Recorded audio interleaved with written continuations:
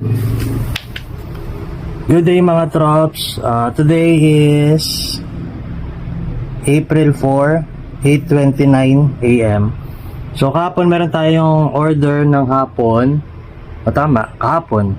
So meron tayong order sa Shopee. So nag-follow si boss dun sa akin tsaka dun sa page. So meron siyang libreng net cap.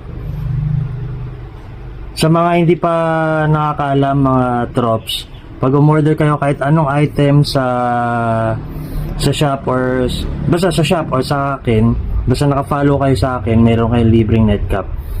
So yun lang naman, quick video lang naman to.